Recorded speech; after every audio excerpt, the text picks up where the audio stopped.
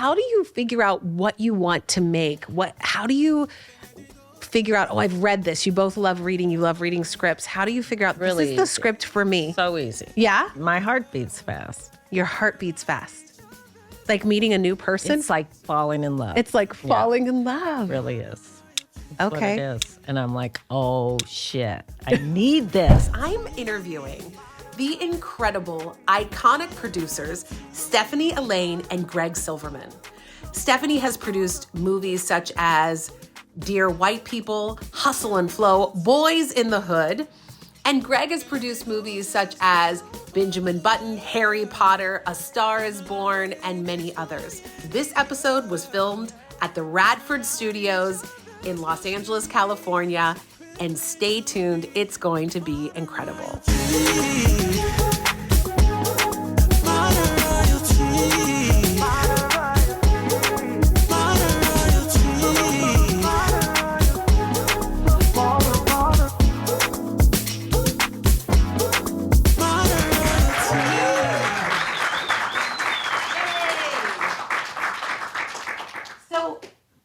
We have the incredible Stephanie Allain. I'm going to read a little bit of her bio for you.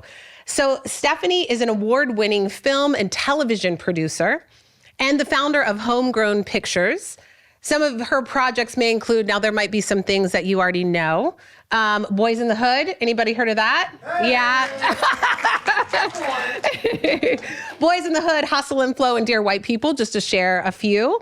And her latest film is Titus Kaphar's critically acclaimed Exhibiting Forgiveness, which we're going to talk more about, and Universal Pictures' Woman in the Yard, starring Danielle Deadwyler. Stephanie is the first woman of color to preside over the Producers Guild of America as president. How cool is that? First woman of color. Yes. In 2020, she became the first Black woman to produce the Oscars, which I want to know more about, for which she was Emmy-nominated. Her first children's book, Who's in Charge, reinforces body autonomy for toddlers and is available where good books are sold. So come on up, Stephanie. Yay!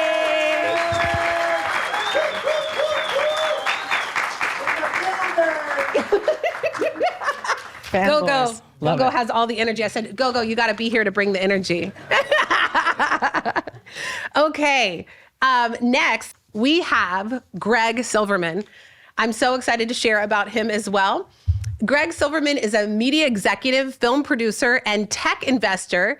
Greg Silverman is the chief executive officer and founder of global media company Stampede Ventures, which is actually right upstairs. He just came right downstairs, which is pretty awesome, which creates and owns new IP across film, television, and digital, with an eye toward building the next generation of blockbuster franchises. Prior to founding Stampede, Greg served as president in creative development and worldwide producer at Warner Brothers Pictures. During his tenure, he spearheaded such box office hits, you might know some of these, Harry Potter series, the Hangover Trilogy, Gravity, The Great Gatsby, Magic Mike, Lego Movie, Mad Max, Fury Road, Wonder Woman, Crazy Rich Asians, love that movie too. We could go on for days because he's done so many wonderful things. Silverman serves as the executive chairman of the Hidden Pigeon Company, the spin-out from Stampede organized around the work of #1 children's author, Mo Willems. Am I saying that correct? Yes. Yeah, in partnership with Mo and Cher Willems at Redbird Capital. He also has done investing. Silverman has also been in the early stage investor in Silicon Valley's biggest success stories such as Slack, Robinhood. Anybody on Robinhood investing? Yes. Allbirds. I know about the shoes. I have those shoes. Q and VidMob. He has done a lot of wonderful work, and I also want to share, you're also doing work in connection with Google, which is great. And we actually have a Google amazing Tracy from Google who's here tonight, so she'll probably want to hear more. So let's welcome Greg Silverman. Come on up.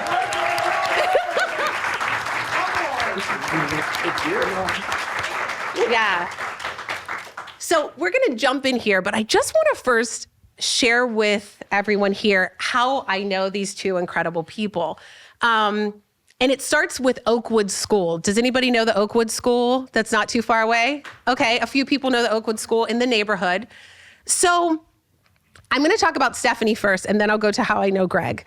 So it was pretty amazing. Stephanie's kids went to the Oakwood School, and I used to be a director at the Oakwood School for 11 years. I was with the book that I co-wrote, A Princess Found, which is right here on the table. And I was speaking at Oakwood School in a space kind of like this one, actually. And Stephanie's incredible husband happened to be in the audience, Stephen Bray, worked with Madonna, has won a Grammy, Tony, wrote all the music for The Color Purple on Broadway. All right?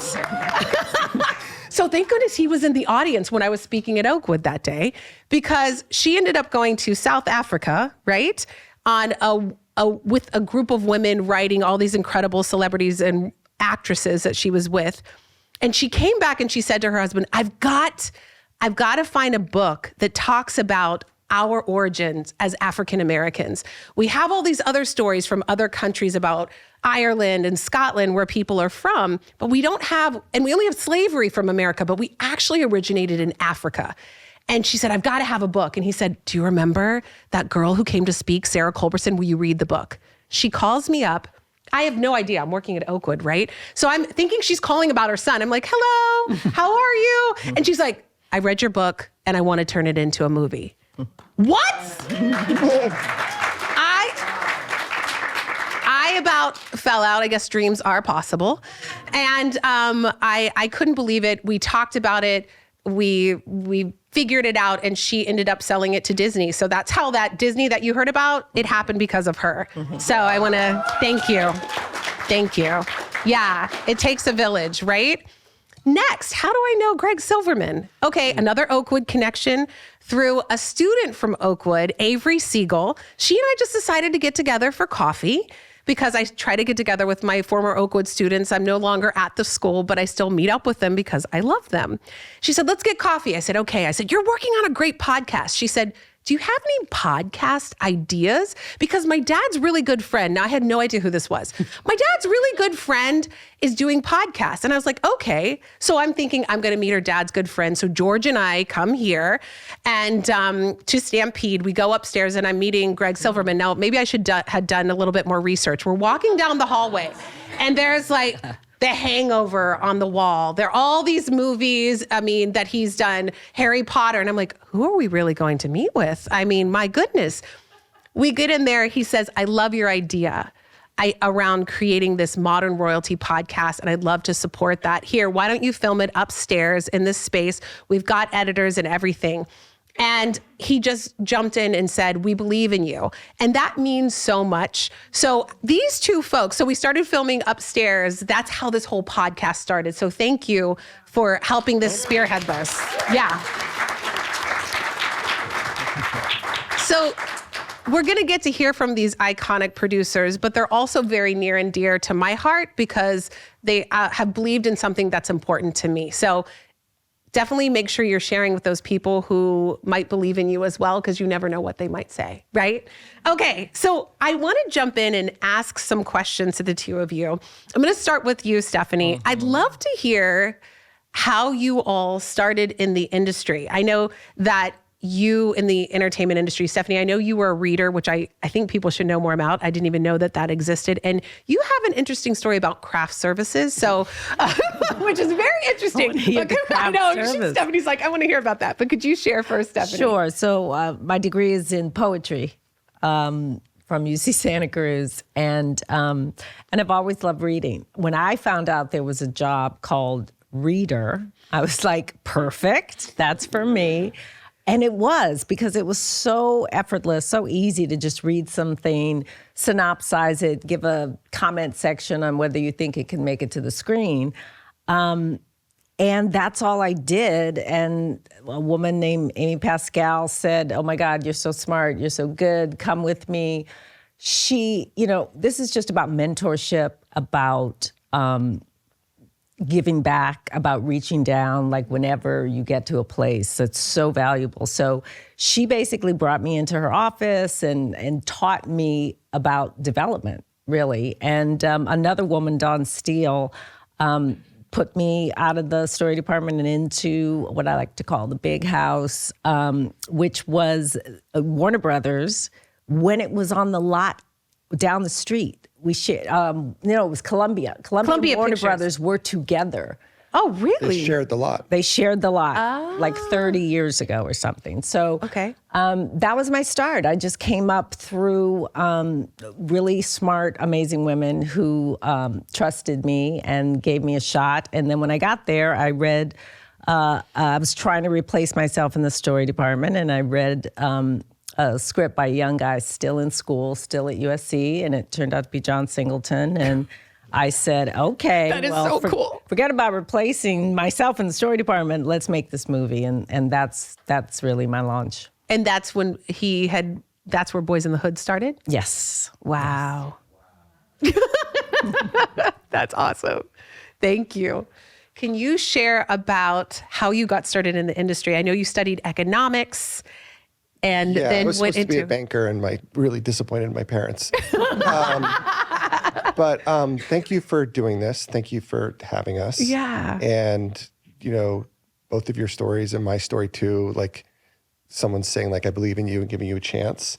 But the truth is, for us, like, we're waiting, Stephanie and I are both waiting for someone to walk in the office that we can get excited about and believe in. That's like, you are the gift to have someone that you can Wow. be excited to back, because we are backers and supporters as producers. So yeah, I was supposed to be a banker, and I really did not like the economics classes at the end of the career and at school, and had accidentally finished the film major. And so, How do you accidentally film? well, because I finish a took film major? every film class and all these things, because that was what I loved doing, but it wasn't my job. It was my the thing Fun I liked. thing. Yeah, Yeah. fun thing.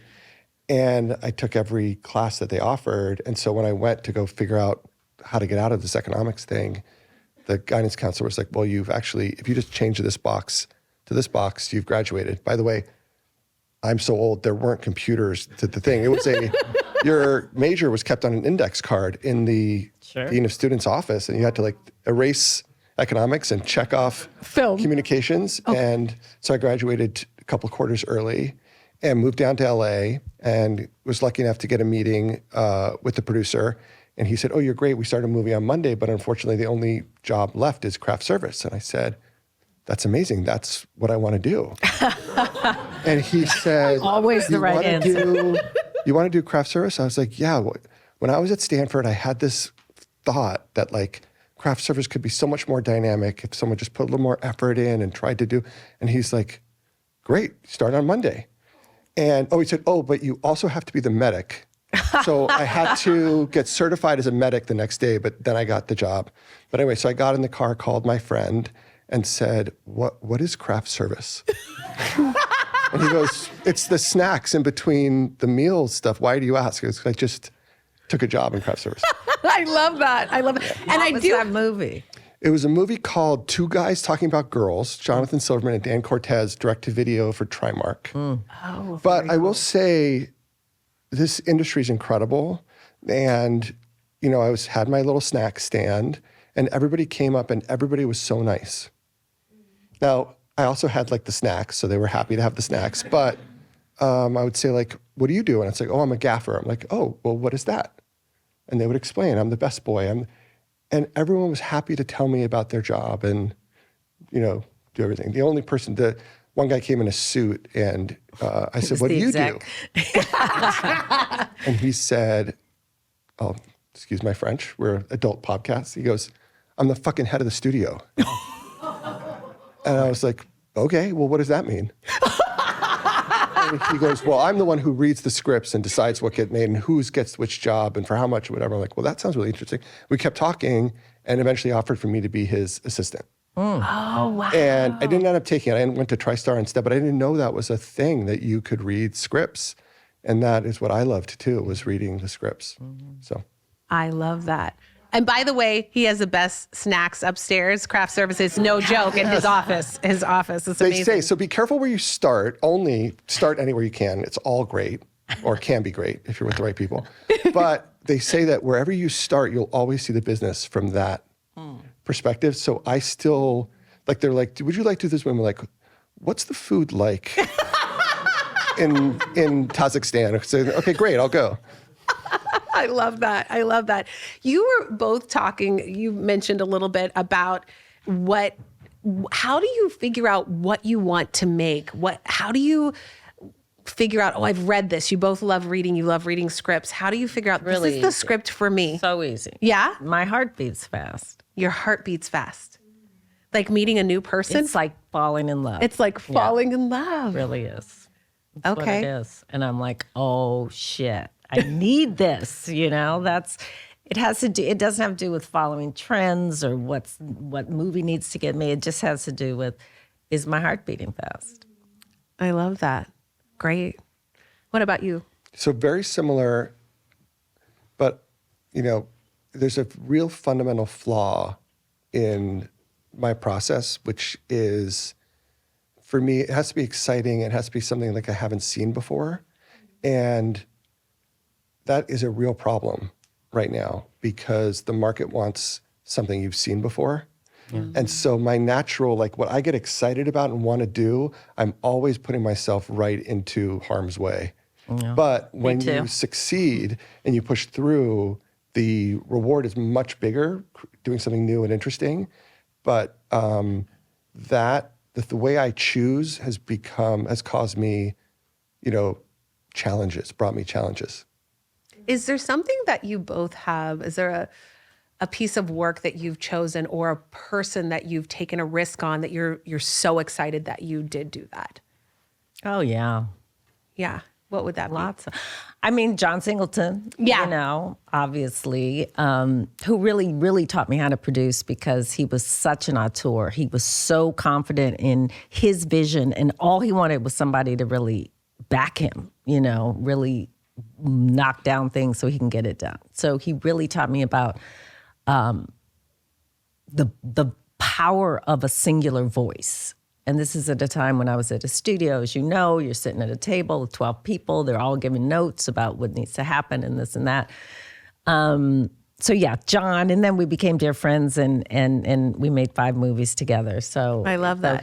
But Craig Brewer, Justin Simeon, Titus Kaphar, who is an amazing American painter whose first movie is available now on demand. Yes. Check it out.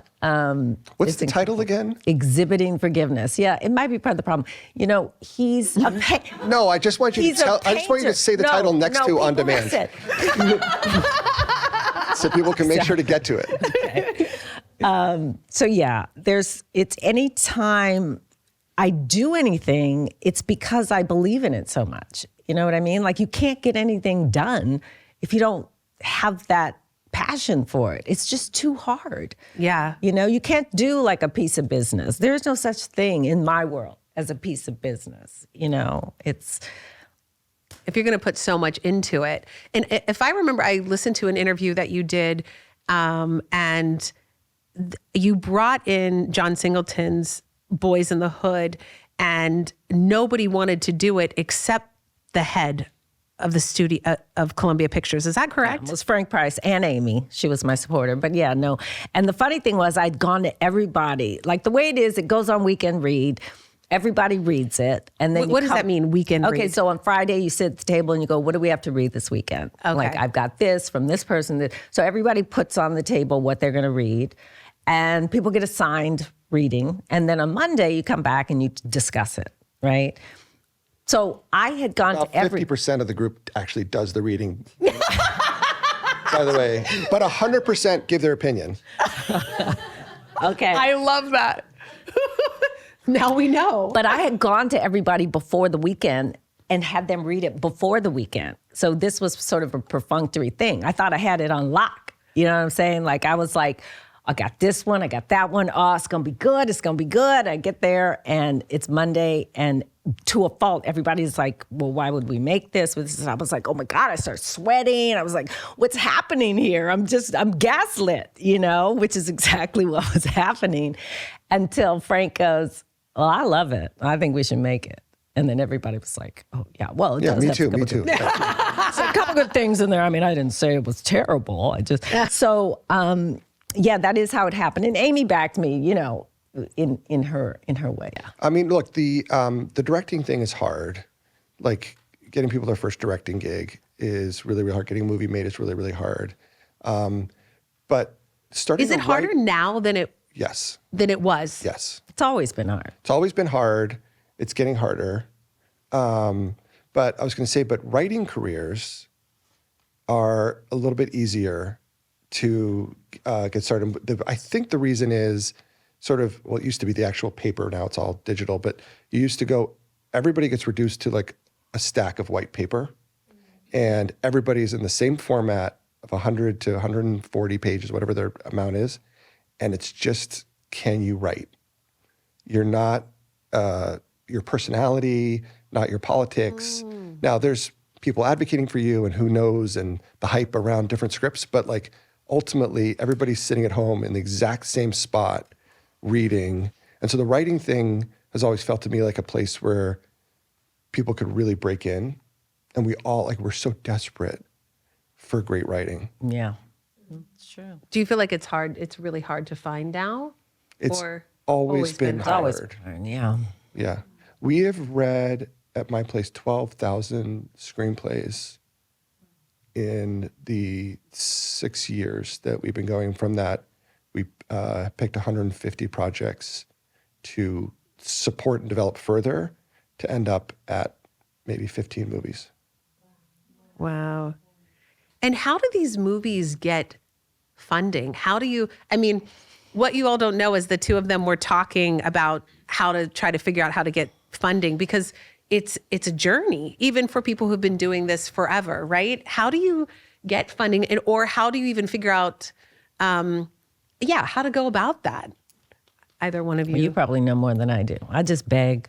I just, you know, pretty simple. Whoever's got the money. Like on Exhibiting Forgiveness, we had one financier, and it was Titus's benefactor. You know, he just wrote the check because he believed in Titus, which was amazing because it let us go out and just make the movie Titus wanted to make without, you know, the kind of interference that usually happens. But yeah, I don't know. It's becoming more of a like piecemeal kind of thing. You know what I mean? Like you need that first money in, and then you need to add to it, and you know, I just wanna find the material, get it done, and then my favorite is post. That's what I really love. Yeah, post is my favorite part. So what do you love about post, and explain what post is Most for hard everybody. work is done. So that's Post good. is when everything's been done. For people Everything is listening, they shot. might not know what Everything is post shot. is. Everything is shot. Okay. But you still have to put it together, and then after you get that first cut from your director,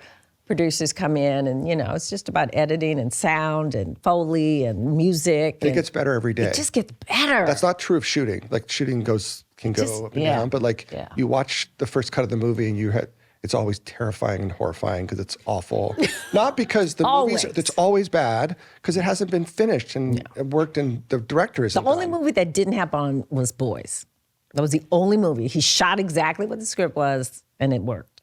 Yeah. But that's then what I was going to say is that moment, you know, okay, this is the worst it's ever going to be, and tomorrow it's going to be better, and the next day it's going to be better, and the next day it's going to be better, and like that's magic. Yeah, it is magic. It is. One time I did all the Foley on a movie myself. And it was Foley is like footsteps, pouring water, smacking your lips. Oh, all the sound effects. All this, yeah. It's called Foley. It was the most fun ever. Really? I could have had a second career. Oh my gosh, I love it. Could you share a little bit, Greg, about some of the movies that you're working on right now? I know that we happened to be upstairs when you were working on Wild Card, the K-Pops with Anderson .Paak. How many people love Anderson .Paak, right? Yeah. He's a friend and an amazing human. And Motor City, you're working, is coming out as well, right? Yes. And The Dead Winter. And can you tell us a little bit about these movies, or what's happening in them, how you decided to do them? Sure. So we sort of what Steph was talking about, but the financing of movies is just the really hard part right now of like, so we went the other way around, which was we spent a bunch of years raising money so that we would have some money to get things going. And then once they're going, then people could buy rights to sort of reduce your risk as you go along. So, and when I left Warner Brothers, I asked permission to buy one script that I'd worked on, which was Motor City. And I had started on this movie in 2007, which is, Wow. I was talking to a writer I really liked, and I said, I want to make a movie that can be played in every movie theater in the world exactly the same. So no subtitles. Like Flow. Like Flow. Yes, perfect example. So no subtitles, no dubbing. Like it's the same movie in Lithuania as in Mexico City, as everywhere. That's what I wanted. And so the only way to do that is to have a movie that works without dialogue or with dialogue that everyone in the world knows, which most people know the, hi or thank you or I love you, but like Hello, goodbye. hello, goodbye.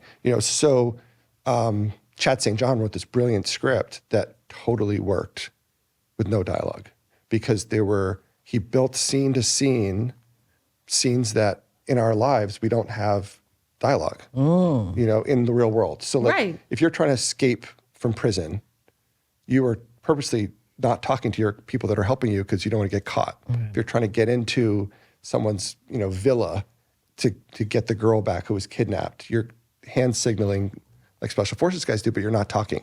So Right. the whole movie, and there's a particularly brilliant scene.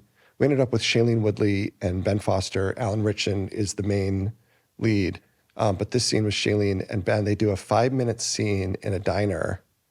They had been a couple, broke up. She ended up with Alan. Alan goes off to prison, and she now sees him for the first time. And they do a whole scene where they decide to get back together with no dialogue.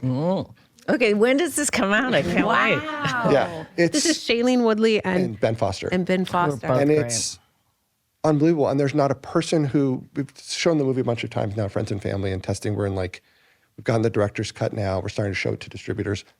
And everybody gets it. They get every beat of the movie, which is super interesting. And Super interesting, fun. but maybe not that easy to do. Was that challenging, or was it, we do this anyway, let's just do what we normally do? Yeah, well, the challenging part was it took 17 years to get financed and made. 17 years to get financed. Yeah. Yeah. And it had different people in and out, but this now is funny how it comes together in the right version, Yeah. the right thing. So that's, we're starting to talk to people about distributing that movie now. We did sell foreign on the movie and talk about how you finance movies. So we greenlit it, and then people came in and bought foreign, which helps us reduce our risk. So we have some balance in the financing of the movie. Wildcard, Anderson came and told us, The K-pop movie. yeah, the K-pop movie. So he told us a version of it's a very personal story, but it's not his life story, but it's sort of his life story. So he is both Black and Korean descent. And so he wanted to do a movie about the Korean side because he doesn't present as Korean. No. So he wanted people to explore that. His son, his wife is full Korean, so his son presents a little bit more Korean than he does. And it was like they wanted to tell that part of the story. And so he and his son ended up making this movie together. Kayla Amazon wrote it with him. So we did the whole thing. He pitched it. We developed the script, financed the movie. We shot here on Radford. So a lot of the... Yes, in-house. Yeah. Now, it does take place in Korea. So we also shot in Korea, but we shot a lot of the movie here on the Radford lot. And the movie came out great. And we showed it in Toronto, and it's 95% fresh on Rotten Tomatoes. And hoping to have the movie out for Father's Day would be the best spot for that. Nice. And then The Dead of Winter used to be called The Fisherwoman. Oh, yes, I saw that. The Fisherwoman is The Dead of Winter with Emma Thompson. Fisherwoman is hard to say for a lot of people. I actually have a very mild speech impediment, and Fisherwoman is really hard for me to say. But we all decided to change the title, not just to make it easier for me. So it's likely going to be called The Dead of Winter, and it's Emma Thompson in a action thriller. So doing the Liam Neeson Taken type part. Yes. She's not like an ex-special forces. She's a regular woman, but she ends up going out onto the ice in Minnesota to do her ice fishing, and she sees a kidnapping. And she's the only one around who can save this girl. And so she plays herself, her age, her capabilities, like a real, regular woman, has to stop this bad thing from happening. And she's awesome. She's always awesome. She's always incredible. But my favorite thing is she really wanted to do the thing that all the guys do where they take a gunshot wound and then they stitch it up themselves. And so she does that scene where she like takes a fish hook and curves it and then stitches her bullet wound. And it's like, she's a badass. She's a badass. Yeah. Sorry, Dame Emma Thompson. Yes, thank you. Oh, Titles are important. badass Dame Emma Thompson. I love that. Wow. So yeah, so those three are will come out this year. Nice. Wonderful. Thank you for sharing that. Stephanie, I have a question for you. How does a person get to be selected to produce the Oscars? Like, how does that even happen? have And what no was that idea. like? You have no idea. I got a call out of the blue saying from Lynette Howe, who Taylor, who is a great producer. She had just produced A Star Is Born. And basically, she just said, "Hey, they want me to One of produce his movies. This is so connection. Yes, All they these want me to connections. produce the Oscars. Will you do it with me?" And I was like, "Hell to the yes." Right now, I say yes. And that was it. And we just jumped in. I didn't really know Lynette. We'd served on many committees at the Academy because I'm always involved in the systemic situation for women, for people of color, whatever it is. Like, we got to get some help. And she's on those committees too. So we just dove in, and it was the most exciting thing I've ever done as a producer, I would say. There's no second take, you know what I'm saying? It's just, it's live. What it is. It is live, and it's so expensive and so full of stars. And just, I did the year that Janelle Monáe opened the show. So even just getting Janelle Monáe approved to open the show was like what it would take to make any kind of movie. You know what I'm saying? Like, it was that big. We had Eminem as a surprise come back. We had Elton John. We wanted to create like a theatrical experience in the room. And I love that. That's really what we did. And I Why thought was we it did so great. hard, do you think, to get Janelle Monáe? Is it Because this was 2020. She wasn't who she was then. Now, you know, people don't know. It's like, is she big enough? Is she famous enough? People in Iowa know who that is. I mean, I think that's where it really boils down to. Right. Yes. So anyway, it was super fun. And, you know, I think they finally figured it out because every year they would pick a new producer to do the show. Okay. And the problem with that is you learn so much one time producing the show that the next time is going to be so much better, but nobody ever gets the second time. So they finally stopped asking film producers to produce the Oscars. And now they just have amazing folks who produce award shows, produce the Oscars. I see. And it's the same team. So yeah, it was a big learning experience and super fun. I love that. Super scary. And you're backstage calling the show. Like, it's kind of crazy. We have a director who's in the, what do you call it? The big room where there's 50 machine, you know, there. We don't do that. But we decide, like, is Tom Hanks going to end the show? Because it was Parasite won that year. And we had to it's so crazy. You have to end at a certain time because if you don't, the ratings go down and this and that. Something we don't even have to think about. But, you know, we lost our ratings because Tom Hanks was like, we have to let Mikey Lee speak, you know. So it's just a whole nother world. Wow, you know? who knew that there's all these things going on behind the scenes? Yeah, it's super fun. Oh my gosh, awesome. Thank you for sharing that. Greg, I'm listening to your interview with this amazing young man. I don't remember who it was. I was researching both of you. You talked about the importance of owning IP. Can you talk a little bit about that and why that's so important and what that looks like? Well, that was the thrust of our company, of Stampede. And, you know, you spend so much time and effort trying to get these things done. And if you have enough luck and you end up with the right collaborators and you make something great and it works, you want to be able to keep working on that and enjoying that as you keep going. And if you don't own it, Intellectual property, by the way, I didn't say what it was. Yeah, if you don't own it, it's really tricky. And if you don't own it, you don't control what happens. Yes. You know, so if you think it's time to go make the movie, but you've sold the rights to somebody else, it doesn't really matter when you think it's the right time to make the movie. They get to decide when it's the right time to make the movie. Yeah. And all those decisions. So we try to own our intellectual property. By the way, with the creators, we try and bring the creators along so that, you know, we're all benefiting because they created it. We're just making sure it happens. Right. That's great. I wanted to ask you also, what do you think about, because we're in this space of the Radford lot, right? Which is, gosh, it's been here for, I think Adina said 100 years. Yeah. Isn't that crazy?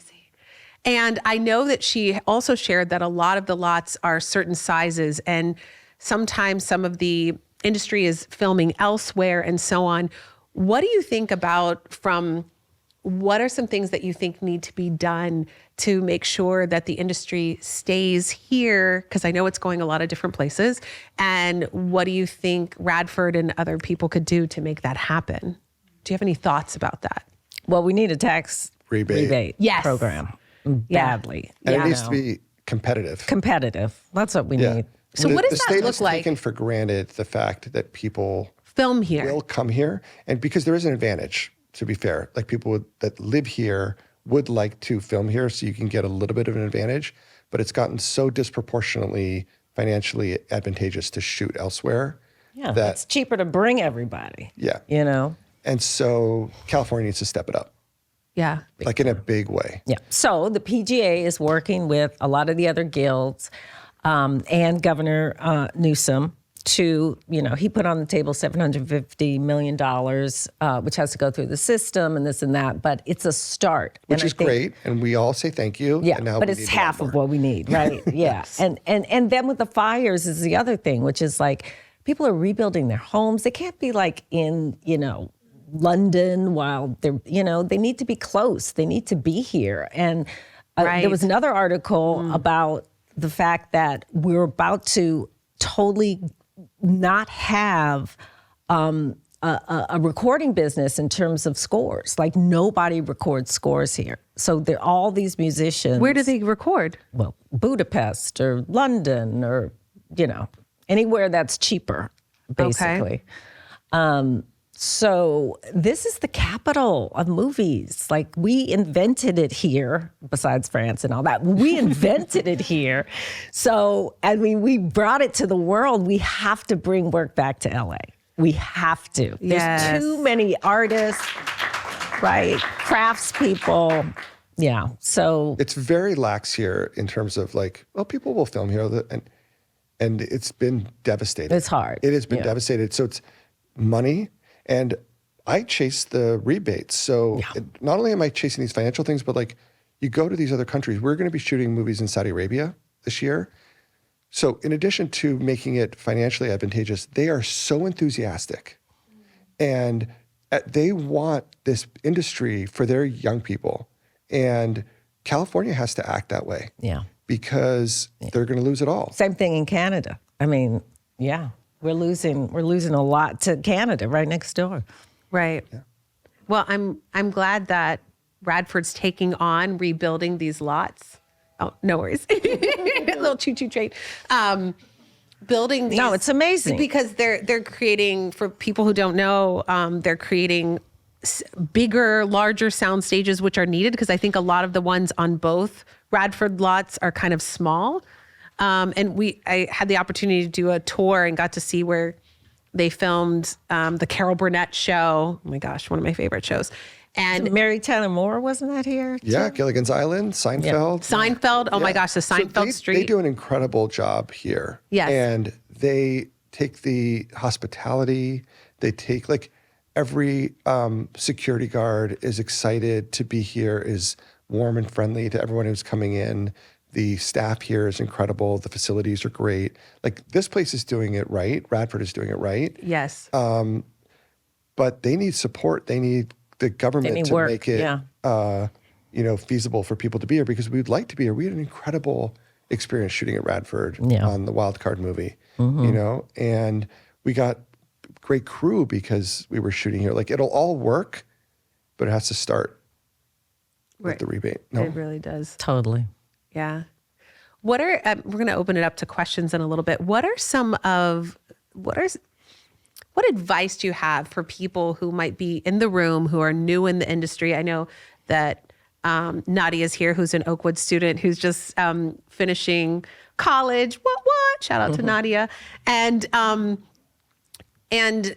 getting started in the industry as a producer, as an actor, as a director. What words of advice do you have for them in this industry right now that's changing so much with streaming and AI and all these things? What are your thoughts about that? Give something that's a little bit more practical, which is to build your community and your group. So a lot of people are looking at like, how do I get my break in to those people? Like, how do I get into that circle? And if they can build their group up and find a group that they like working with and do a short film together and then try and get that short film made into a movie. And it's like, oh, I have a cinematographer friend. I have a composer friend. I have 2 actors I really believe in. I've written the script. I want to direct it. Or I've got an editor.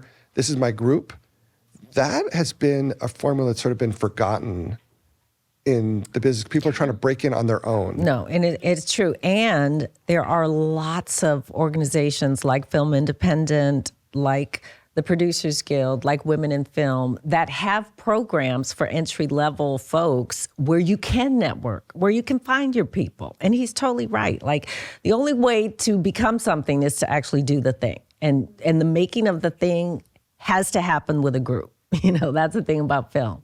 So finding your group and making shit, And the fact is, Steven Soderbergh uses his cell phone for movies. Right? What I mean? Anybody can. There's no reason not to just put it together and go out and do it. And in the practice, you've read the Malcolm Gladwell. It takes 10,000 hours. Like, get out there and do it. Don't fixate on getting there somehow, some way, like meeting somebody in an elevator. It's not going to happen. You know what I mean? Like, you have to do the work. You have to do the work. And your people will bring you along. Yeah. So, the Bottle Rocket was my favorite example. I was coming up with Wes Anderson and Owen and Luke Wilson. And then, everyone gets a break and they bring their people with them. Is that how you both started doing? Well, I was doing craft service and, those people, I still talk to the guy who produced that movie and, you make your community, but I'm not a filmmaker. I mean, I help people make films and they call me a filmmaker, but like I'm talking about people who actually want to write and direct and edit and act and do the music. Mm-hmm.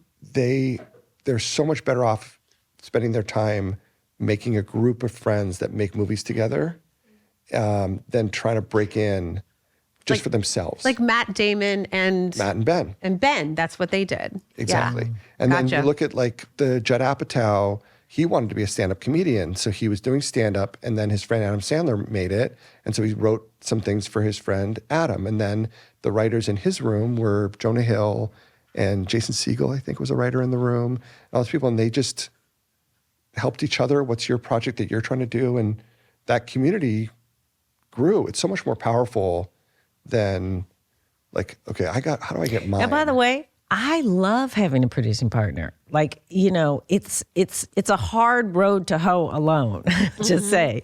So if it's the right person, it's so much better, you know? So I think it's on that different form of hoe. That like actually like a hoe that we did, not that kind of hoe. I don't think. I know what you mean, That's Stephanie. what I mean. So yeah, why not start like that both. group now? Greg said we feel like both.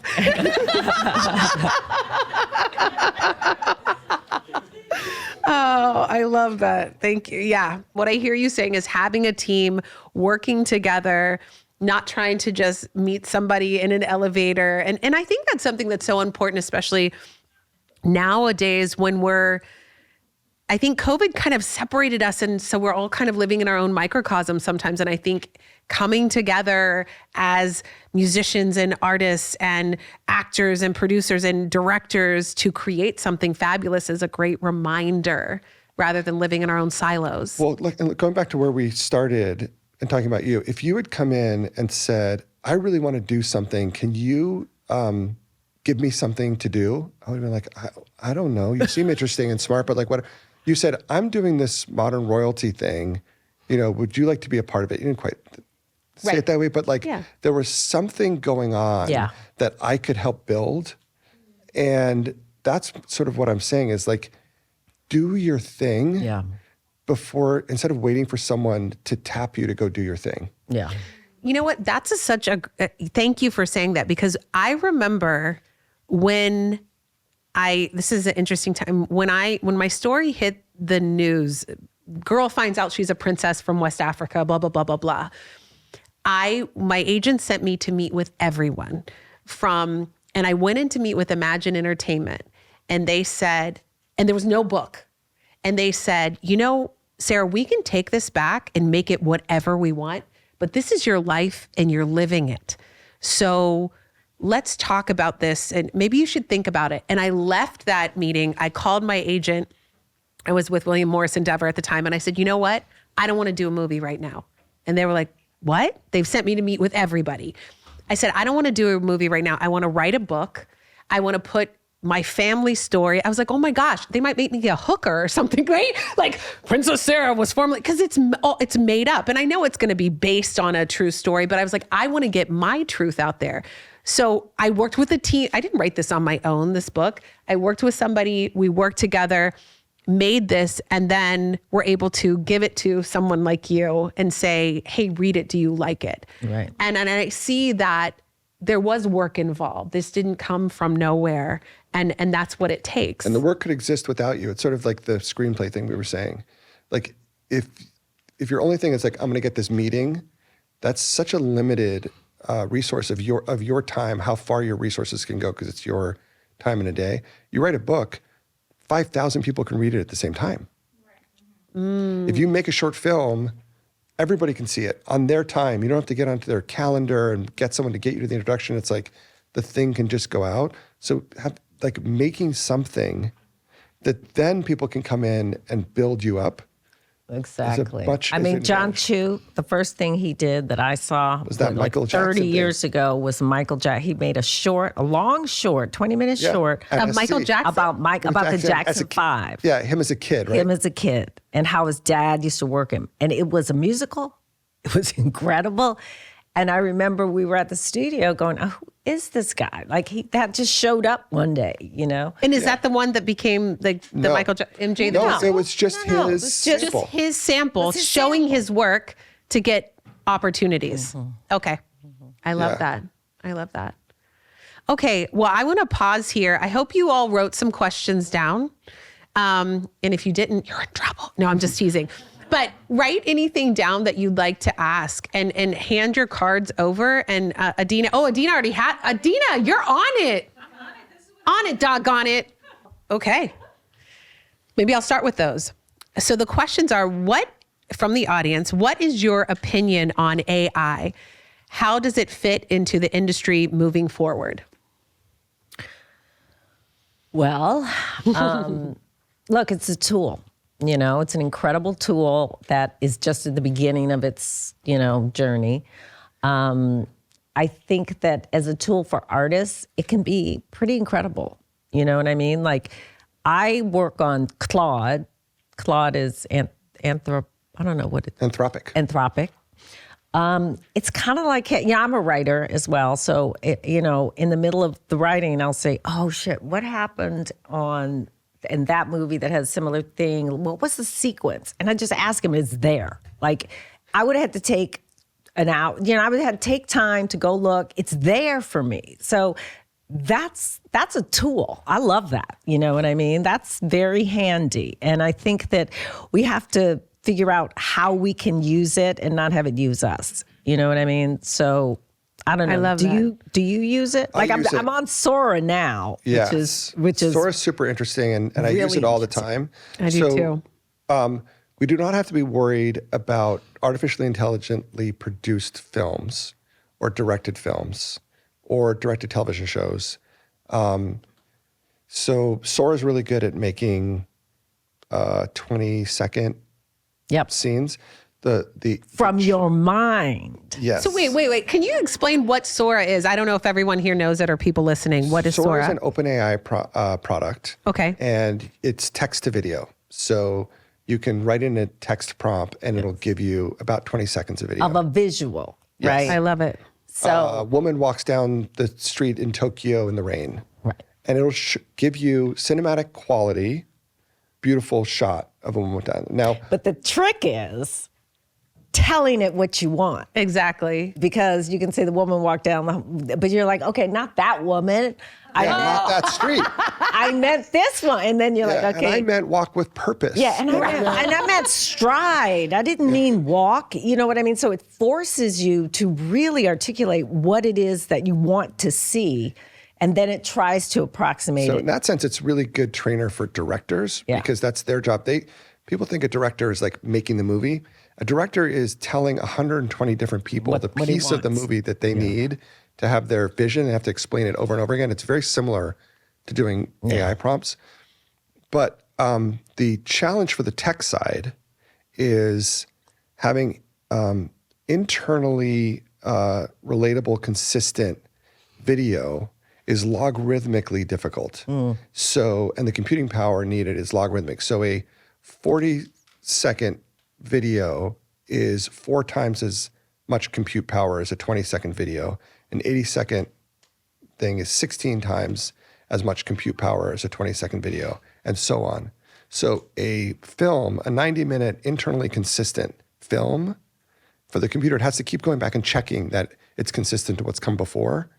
That compute power does not exist and won't exist on the planet for decades. But if you need a 20-second visual effects shot or the first draft of it to show to your visual effects artist, Brilliant. it's very powerful. Yeah. Ooh, I love that. Okay. Thank you. Okay, the next one from Tracy. This is for Greg. And by the way, people yeah. are using these AI products now, you know, like Respeech or Respeechify. I don't even know what it's called, but like you can go in and fix people if they stutter or whatever. Like it's just another tool in the toolbox. I don't know how people feel about, you know, there's a big thing about the brutalist because they use this tool to help them make the pronunciation of the Hungarian more legit. And people have problems with it, you know, because it's like, well, that's the actor's job to do that. So there is a lot of, you know, conversation to be had. Oh, that's interesting. The people that have problems with it, I bet you are involved in the other nominated for Best Picture movies. Exactly. Sorry, go on. No worries. Oh, also, quickly, can you share what your connection is with Google? Because I read that, but I didn't read it. My partner helped spin out a company called Earth 280 out of Google X, which is hopefully going to save the planet because it is doing carbon capture. And so Yay, let's clap for that. Save the planet. I was very grateful he brought me along as an investor in that company spin out as well. But that was incubated at Google X. Google X is incredible. I mean, they're incubating science to solve the hardest problems facing humanity. And they figured out how to do carbon capture. And so now they then brought in my partner, Gideon, to take that company and then now make it, you know, more commercial, bigger, build the plants, test it all out. And so we've been working on that for, I think it's 2 years now. That's incredible. It's really cool. Very cool. Yeah. You're just not doing movies, looking out how to solve things in the planet. Well, you know, trying to figure out the hardest science and technology problems is a lot easier than making films.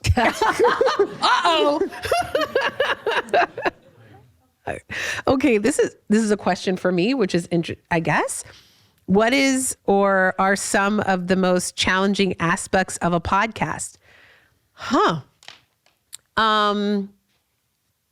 One I think is, no, I have to talk to Tracy. I keep referencing you, but I think one of the hard parts is making sure being consistent all the time, so you keep your audience with you. Another part is, we were posting on YouTube and something happened and all of our views went down. Like one of our episodes had 14,000 views and this many views. And then all of a sudden they went down. We have all the videos, so we put them back up. So we need people to watch them again. Wink, wink. Hello, people in the room. And subscribe to Modern Royalty Podcast on YouTube. To actually bring our numbers back up. So that was something that was interesting, but I was like, okay, we can keep going. But you know what? Honestly, it's so much fun. Like getting to talk with people and learn from them. And I love it. I think that's, it's a lot of fun. I think it's more fun than worrying about the challenges. That's what I want to say. Okay. This is another podcast question. Hold on, I want to jump to, okay.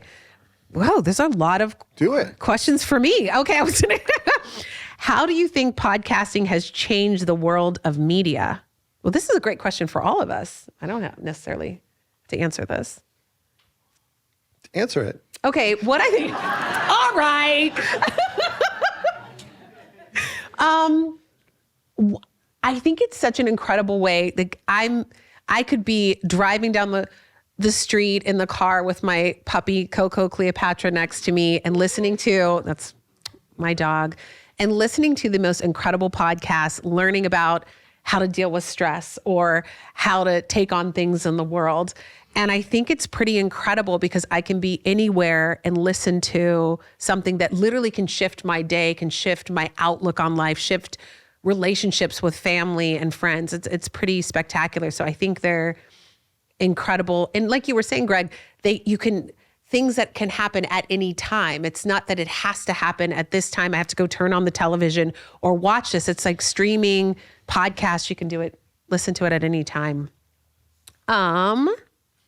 Stephanie. Oh, wait, for Greg, then Stephanie. Greg, what inspires you to keep going? It's a really good question because the business is challenging right now, and the COVID thing was a real knockdown, and the strikes were real knockdown. So there is, persistence is now a real necessary commodity to have, and it's the little victories that keep you going. Of reading a great new draft of a project you've been working on, or solving a problem in the editing room, because the big victories are spaced out too far. So you just have to enjoy the little moments. Celebrate those little moments. Yeah. I love that. And the next one, Stephanie, what is your favorite thing to do outside of your job? Play with my granddaughters. Oh, yeah. Two? Do you have two? I have two now. Yes, two? yes. Oh, 3 and 5. And that is the kind of love that I've always dreamed of. That, and I get my Alfred's coffee every morning. That's that's what gets me through. We see each other at the coffee shop. Yeah. that's our special place too. And her. No, I do a lot of stuff. I write. I you garden. hike. You hike. I see you on Fryman Canyon. I paint. I paint. Yeah, I do a lot of things. Yeah, and her son, one of her sons, is, if any of you have watched Insecure, he's on Insecure. A great, extraordinary actor. He also just directed the remake of Don't Tell Mom The Babysitter's Dead, which is available on demand now. It's black, heads up. Wait, what does that mean? No, I know what you mean. Okay, yeah. No, it's a black family. It's a black family? It's really funny. It's really subversive, and I'm super proud of him. And my youngest son was nominated for an Emmy for editing 1619. So what? We keep it tight at home. All right. Oh my gosh. And that's the one I know from Oakwood. Right. Oh my gosh. Yeah. It's crazy. It's where does the time go? Whoa. I know. Okay. Was there a project that spoke to you but was never produced, and why? Yeah. Okay. What I was kind gonna of make roadblocks? I was going to make the Shirley Chisholm movie. I had Viola Davis. Oh, this is interesting. It was we were just about to make it, and then Viola wanted some more work done on it. And I was like, oh my God, we're so close. We're so close. And then little did I know that Regina King was in our shadows. I didn't know that it was the same. And then she got hers made first. So it broke my heart. It was very sad. But I was saying, like, that's so rare. Like, because it takes so much heart and so much energy and so much passion, so much time to push these things up the hill. Yes. And to be a producer means you can't stop pushing, because if you do, it'll just roll back down. Right? Yeah. So that was like at the gate, and then it didn't go through the door. So that, it's those kinds of things that, you can think about. It's like selling a house you shouldn't have sold. You know what I mean? It's it can keep you up at night. But there's too much, it's always something new, like he said. Like when I read Titus's script and I got on the phone with him and saw his artwork, I was like, oh my God, I want to know this man. You know? And those are the kind of things that we went off and did that movie for nothing, but just knowing him, and I got artwork. Knowing him has been the gift, I love that. As you know, the DC Universe. something, you read this. Okay. I'm sorry. Let's see. Maybe I need to get glasses. Greg, you worked with Zack Snyder in DC and made some of the best movies ever made. This is so nice. As you know, the DC fan base is fractured into pro James Gunn's DC reboot and Zack Snyder's Restore the Snyderverse. As an executive, how do you balance fandom with director's vision? Fans are vocal and passionate. How do you balance that? So the audience is the boss. Ooh, can you say more about that? Like, you make your movies, and look, I think it's a great thing, and it's changing, not for the better, in the sense that movies aren't getting seen as much. But when it used to be that every movie had its moment, and the audience decided whether they were going to leave and tell all their friends to see it or not. Right. That power, I think, was really good for the movie business and for films and for the audience. And so if you delivered for the audience, you won. And now you can pull the audience. It's not about pandering. Like, you can make them see something they never would have thought to see, or learn something they never would have thought to learn. So, but delivering the point where they feel like they had this incredible experience. So they're the boss. It's just changed a little bit, this little bit of sidebar, but not every movie is getting those chances anymore, and movies are hard to find, and distribution. They don't stay in theaters. They don't stay in theaters. So that's degraded a little bit. But the audience, it feels like the studios have all this control, but the audience is really the boss. Got it. That's great to know. Oh wow, people don't want to stop. They keep okay.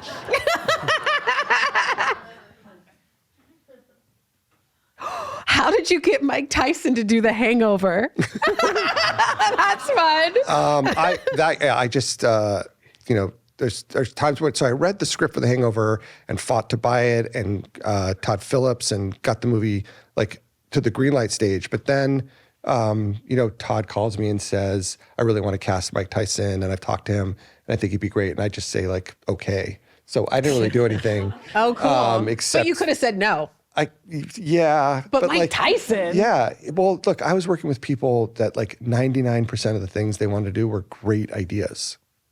Like Chris Nolan would, like, say, I want to hire Heath Ledger as the Joker. Like, it seems like a great idea. Or I want to do this Dunkirk movie. That's like, my job wasn't that hard with those people. But yeah, I did say yes all the time. But the one person that we had, like, for Clint Eastwood, he was the one exception. We had two different answers for him. We would either say yes or yes, sir. Those were the two paths. I love that. I understand that completely. What stories do you want to see made regardless of the norm?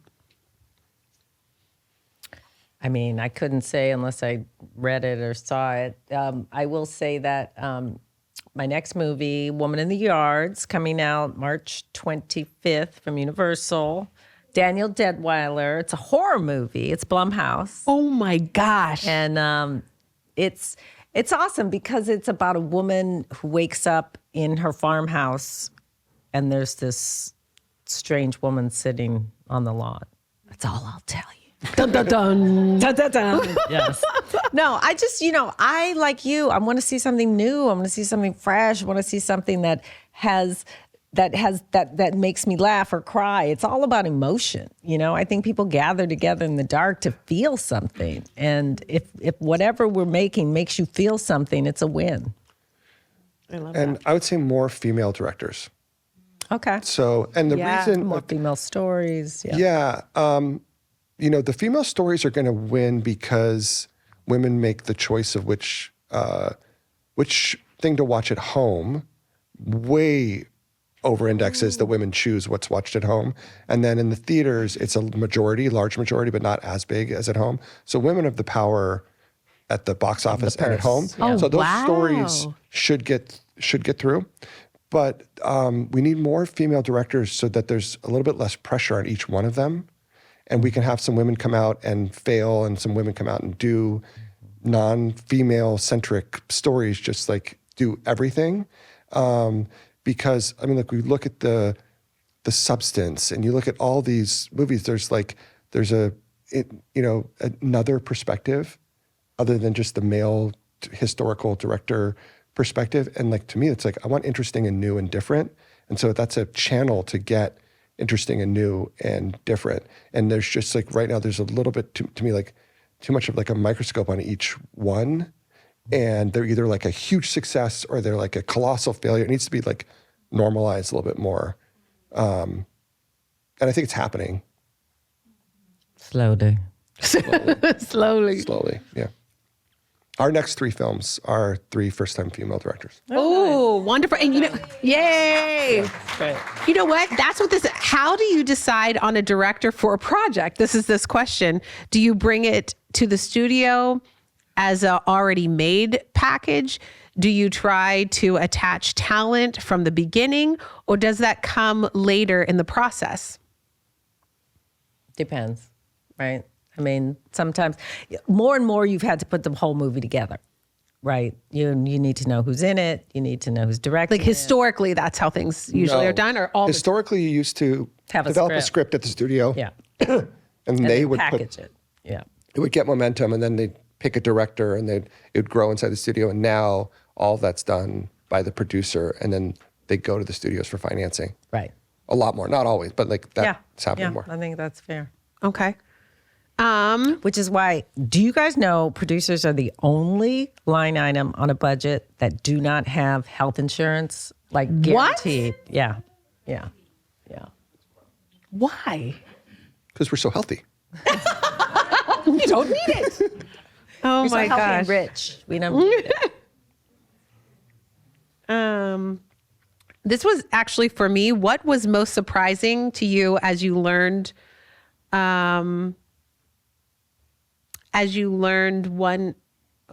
producing a podcast, as you learned about producing a podcast? What was the most surprising to you to learn about a podcast? What's the most surprising thing? I don't How much it know. costs? How much? No, it does cost. Yeah. Thank you. Yeah. I think, because you've got to pay an editor and you want it to be edited well. And you got to have somebody producing it. And Caitlin's here in the room. Where are you, Caitlin? Yes. Yeah. Making it happen. She and Keone are producing this. And Caitlin's been producing it for a long time. So it's kind of they're reaching out to the I'm like, oh, I just show up and I read questions. No, they're reaching out.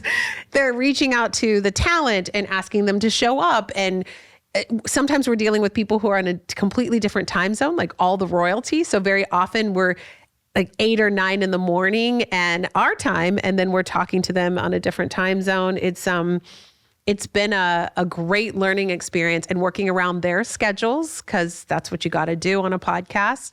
And but it's been a lot of fun, but it is a lot of work.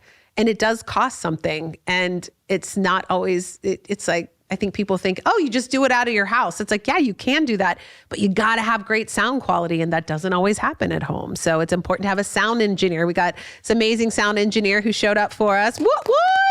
It's been a village around here. I'm going to take one more question because I don't know where we are in time. I feel like we've, okay, let me see.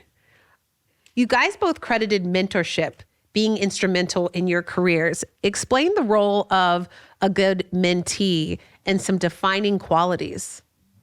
It's a really good question. You know, I think because I'm involved in a lot, like I said, with the Academy Gold and the you know, and I've mentored a lot of people, some not so successfully, because a mentee has to come prepared. A mentee has to know what questions they need to ask me. A mentee has to know what they need from me. They can't just show up and say, teach me, you know, mentor me, because there's just too much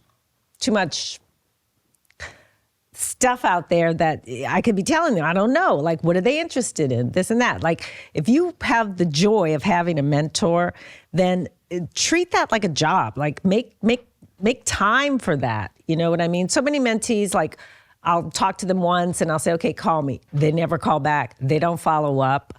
You know what I'm saying? So I would just say, take it really seriously, because it's a gift that somebody's giving you their time and allowing you them to ask questions and, God forbid, reading your stuff. Do you know what I'm saying? So I think I think people don't understand that it's something to take very seriously. Come prepared. Come prepared. I love that. Come correct.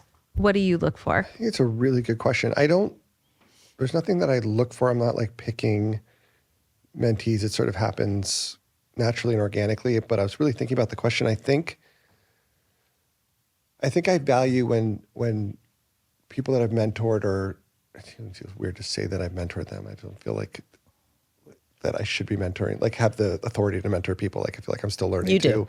But when people call, and they're calling because they have an authentic need to have that conversation and need that help. So for example, someone that I mentored had a big break in their career, and they were at a company and they were really confused about how to handle that with their bosses in this contract negotiation.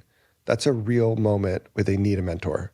And it's not just like, what should I be doing this summer? Right. Like, that's like Right. a moment. Exactly. Specific. Specific. Yes. And I could say, like, you need to call Warren Dern because he's the best person at negotiating contracts for people in your position, and he will help you. And it was a 20-second conversation that I know was really valuable to that person because they didn't know anything about that part. They hadn't negotiated their deals in that way. They weren't at a high level. And that it was quick. It was 30 seconds of my time, and it made a big difference. But they knew this is a moment I need. Yeah. I need to take Greg's time for this thing because it's important, and I need a mentor in this moment. And it's not just like, you're not a life coach. Right. When you're a mentor, that's somebody else's job. You're a mentor. It's like you're able to give like help in key moments. Excellent answer. Oh, that's a good question. I love that. There are actually only two more, so maybe we could just, for writers who have a number of scripts they are proud of in different genres, how would you recommend they choose which script to make their calling card? Sending it to producers? If you are not given information about what you're looking for. Did that make sense? Mm-hmm. Yeah. Yeah, so if you've written a comedy and a horror movie and an action movie and a sci-fi movie, how do you know which one to send? Yeah. Yeah. I mean, look, you should be testing these out on your friends and family who are willing to read. Seriously, before you go sending out to anybody, and make sure those people are telling you straight up, you know, what they think about it. But, you know, this is what Blacklist is for. Like, put your thing up on Blacklist. See if it really gets traction with a reader to keep, you know, climbing the ladder. Can you share what Exceptional Blacklist is? scripts do not fall through the cracks. Good scripts do not fall through. Yeah. If you read a good script, you're like, holy moly. Yeah. This is incredible. Like, it's a big deal. Yeah. So a lot of people have written scripts, but like, are they good is the question. Yeah. And Blacklist is where you can post your scripts and just let people Blacklist- read them and give you feedback. Blacklist.com, I think Yep. was what it is. Yeah. I think for $25 or something, you can keep your script on there for a month and get coverage and stuff. Yeah. So I have advice for writers that they hate. Okay, writers, you ready? That are starting out. And I know it's good advice and would help people, but no one wants to hear it because it's really hard, which is a friend of mine named Blake Masters. Was he your friend? Yeah, we were at school together. And his first screenplay that he ever wrote went around and everybody wanted it. And it was this huge auction, this bidding war. And it sold for like a few $100,000 or something crazy. We were kids, and I went to him and I was like, how is it possible that your first script went this way? He goes, the trick is it's not my first script. Right. He said, I have 5 scripts that I wrote before this that I didn't show to anybody because they weren't good enough. Yep. Ah. And so it's so hard to hear, and I feel like a jerk whenever I say I it. just did this the other day. Somebody had first script, already has an agent. I don't even know how, but I met with them as a favor, and the script was okay. I mean, it wasn't good, but he was adorable. And I said, and he was like, I need notes. I was like, put this shit away. Dude. Like, how many scripts have you written? He said, well, this one. And I was like, yeah, who cares? Like, what's the next idea you have? Because when you call me when you have 3 or 4 scripts written. So you write the first 3 or 4 or 5 scripts and put them in your drawer. Yeah. I know it's hard to hear for them, and it's like, really hard advice. I was a closet writer. That's what I did for years. And then when I turned 50, I was like, oh shit, I'm halfway done. I better do something. And I showed it to my agent because I was having it. And they're like, this is pretty good. I ended up meeting with all these producers. Within a year, I got into the Writers Guild. I got hired to write something for New Line, Misty Copeland's book. I adapted that. I did some other work. You know what I mean? But yeah, that was a lot of work nobody saw. Yeah. The last one is for you, Greg. When you start a movie in 2007, how do you know it will stand the test of time with everything that changes so fast globally in the world? It's a really good question. That movie in particular takes place in Detroit in the 1970s, so it helps. That's a period piece. It's a period piece. Yes. Motor City. Yeah. It's hard. Like, I'll read something that, we've been working on for a few years, and there's these references in it that don't resonate Outdated. anymore. Yeah. That's tricky. But that's what like rewrites are for and polishes. And it's like if the central idea is gripping, it'll always be gripping, I think. I love that. Yeah. Boom. Boom, boom, boom. Shake the room. Everyone, I want to, but as we close out. Thank you for the great questions. Yeah, thank you Very for good. the questions, everyone. And thank you both for your time and sharing and taking time to share with the community, which is so very helpful. Thank you.